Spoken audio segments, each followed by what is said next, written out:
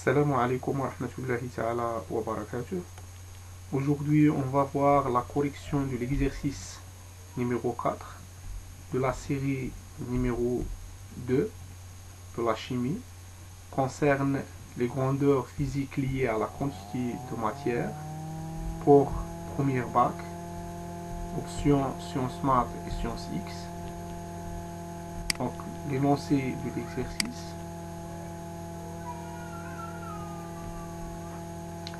Un pneu de voiture est gonflé à la température de 20 degrés Celsius sous la pression 2,1 bar.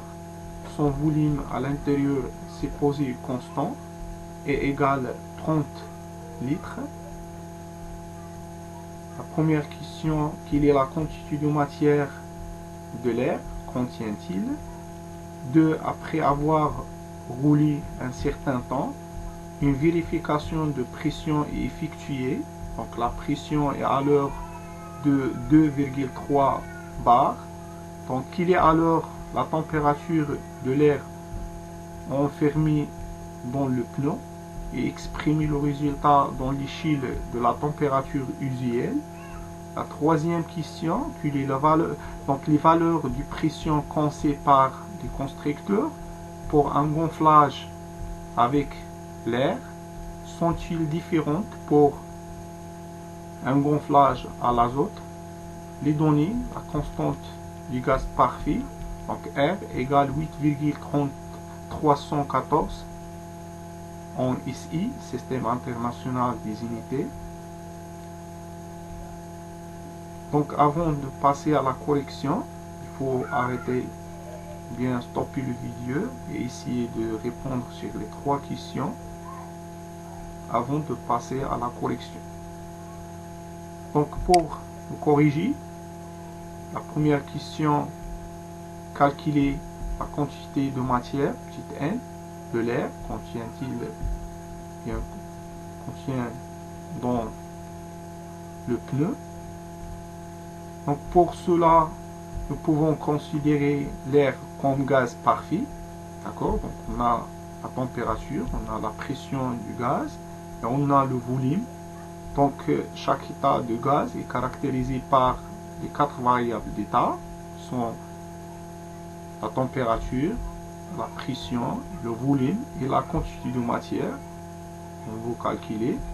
Donc d'après l'équation d'état du gaz parfait, nous pouvons écrire Pi, donc la pression fois le volume, égale N fois RT. D'accord? Donc on écrit P fois V égale nRT, donc ce qui implique que N égale P fois V sur RT. Donc application numérique, donc on a Pi c'est 1,2 bar, donc il faut exprimer en pascal, l'unité internationale de pression. Donc on a un bar égal à peu près 10 puissance 5 pascal, donc on multiplie 2,1 fois 10 puissance 5. On a le volume du pneu, c'est 30 litres, il faut exprimer en mètres cubes, donc on multiplie aussi fois 30 fois 10 puissance moins 3. On a constante de gaz parfait R, c'est 8,314. La température c'est 20 degrés Celsius. Donc pour exprimer en Kelvin, on ajoute 273, donc ça fait 293. Application numérique, on trouve la quantité de matière qui contient le pneu, c'est 2,59 moules. Donc pour la deuxième question, d'accord, donc pour la deuxième question, après avoir roulé un certain temps, une vérification de la pression effectuée, donc la pression est alors de 2,30 bar. La question, quelle est alors la température de l'air enfermé dans le pneu et exprimer le résultat dans l'échelle de la température usuelle, c'est-à-dire en degrés Celsius. Donc aussi, on a l'état du gaz, donc lorsque la voiture roule, donc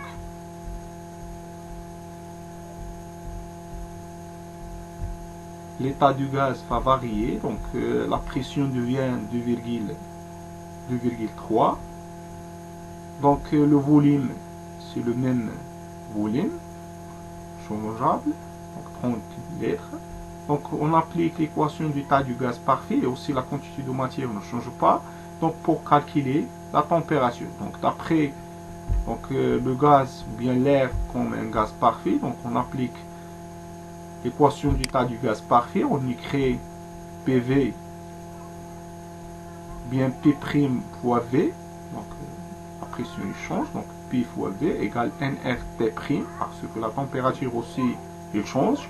Donc T' égale P' fois V sur nRT. Application numérique, on trouve donc la pression sur 2, il augmente un peu, donc de 2,1 à 2,3 bar. Donc il faut exprimer en pascal, on multiplie par 10 puissance 5, 30 litres, donc il faut exprimer en mètres cubes, donc on multiplie par 10 puissance moins 3. Sur la quantité de matière, on a déjà calculé, c'est 2,59, fois R, c'est 8,314. Application numérique, on trouve la température, c'est 300, d'accord, donc la température c'est 320,4 Kelvin. Donc pour trouver, on a la température en Kelvin égale 273 plus la température en degrés Celsius. Donc pour trouver ou bien exprimer la température en degrés Celsius, il peut donc T ou bien θ égale T', donc la valeur de la température en Kelvin, qui est ici, bien trouvé, moins 273. Donc on trouve la température en degrés Celsius égale 47,4 degrés Celsius. Donc nous pouvons remarquer que la température augmente, donc de 20. Hein, donc si nous pouvons remarquer ça, donc lorsqu'on bouge beaucoup, ou bien on roule beaucoup par la voiture, donc la température du pneu il augmente. Donc, par exemple ici il y a 20 degrés Celsius. Après certain temps, il devient 47,4 degrés et aussi la pression augmente. Pour cela, il faut faire attention pour les pneus. Donc pour la troisième question, les valeurs de pression conçues par les constructeurs pour un gonflage avec l'air sont-ils différentes pour un gonflage à l'azote? Donc la réponse, les valeurs de pression conçues par les constructeurs pour un gonflage avec l'air sont vraiment différentes pour un gonflage avec l'azote, car pour l'air, d'accord, ici pour l'air, lorsque la température, donc ici on crée pour l'air, lorsque la température augmente, c'est-à-dire lorsqu'on roule, la température augmente, donc la pression aussi augmente, ou bien l'inverse. Donc ici, lorsqu'on a mesuré la pression, pour la deuxième question, on remarque que la pression augmente, on trouve aussi la température et augmente beaucoup.